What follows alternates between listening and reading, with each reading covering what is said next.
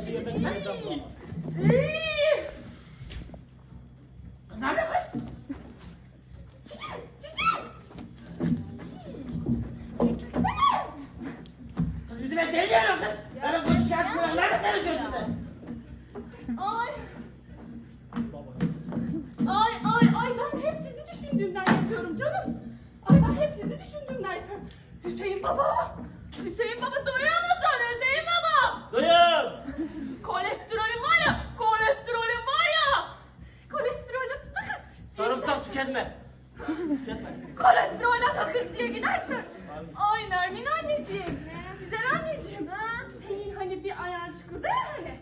Bir ayağın çukurda ya. Ondan diyorum. Sen de defol. Gidersen diye diyorum. Yoksa ben hep sizi düşündüğümden canım. Sizi çok seviyorum ben. Allah korusun kız ne çukuru bu yaşta? Tabii. Bizi gömdün zaten. Bir üstünde toprak at da üşümeyelim. Ya baba abartma Allah için. Lan Leyla'yı bilirsiniz şakacıdır. Ay evet kocacığım. Çok seviyorum ben şaka. Aa benim en şakalarım var ya. Şakalarımı en çok da Şahika güler. Gülmeyelim mi canım? Gülerim tabii ki de. Sen o en son et şeyini de çok beğendim ha gülüm. Ama keşke... Ben o kociş anlatsaydım. Bak kociş aç kaldı ha buradan. Ya. Ay. Ya canım ben. Ya bir şey olmaz o da canım. Hem. Şahikacığım sanki sen bir kilo mu almışsın? Bir dombilik bir şey olmuşsun. Mustafa abi doğruyu söyle.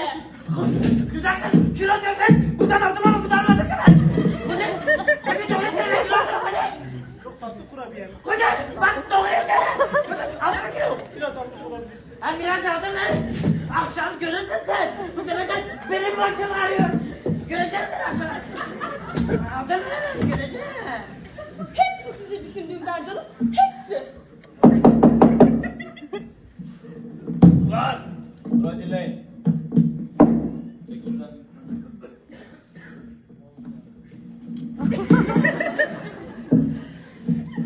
Şuraya geçeyim de rahat söyleyeyim size.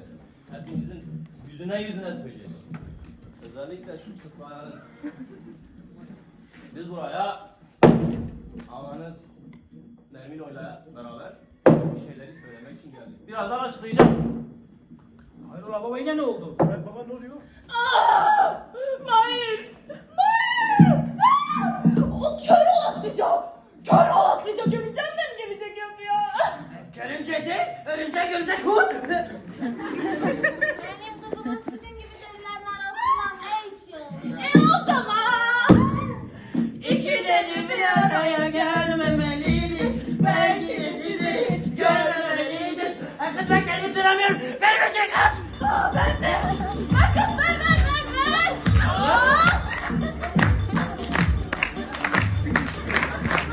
Ay.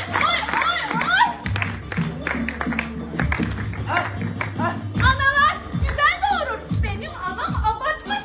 Sen de haklısın bebeğim. Öyle baka kalırsın. Kurban olayım sen. Kara kaşıma. Kurban olsa benim. Boyuma basıma.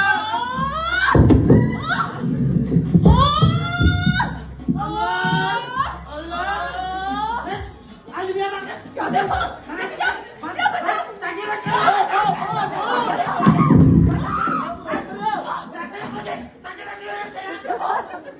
Lan! Vay! Bu ne poktur lan? Bırak lan! Takma kafana Hüseyin devam et. Evet, buraya bir şeyler söylemek için gelmiştik. Söyletmediniz ama söyleyecektik. Evet. Yanlış söylemedim. Şimdi, istersen sen söyle. Ben korkuyorum. Fark etmez ben söyleyeyim. Ne de olsa ölümlü dünya.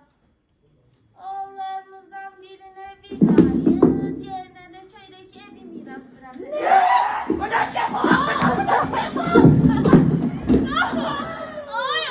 Ay bu ne tatlı bir şey. Ne tatlıdır şeker. Ne şeker. Bu bir kurabiye. Ya ne kurabiyesi? Baksana pastır. Ne pastası? O pufuduk bir poğaça. Yok diye. Kudüs! Kudüs! Bak villayı veriyorum! Kudüs! Bak villayı istiyorum! Bak! Oradan düşünsene o villada odalarda neler yapacağız Kudüs! O villayı istiyorum! Villa! Villa! Babam mı ne? Senin baban da villadaydı. Ay Mustafa abiciğim. Sen doğruyu söylüyorsun ya. Ya hem sen demiyor muydun bir ara? Köyde bir villa olsam da yaşasam şu hayatı. Mahir villa diyor Mahir! Hayır villa diyor. Bana bir şey söyle. Otur. Anam babam ne derse olur bak. Yeter lan! Yeter. Yamyamlar! Birbirlerini yediler. Gördün?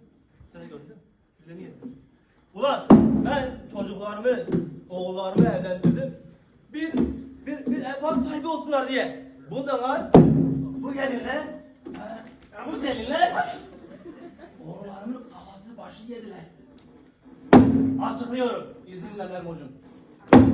Bütün mirasımı yetimler vakfına bağışlıyorum. Dolayısıyla Mermocuğum koç.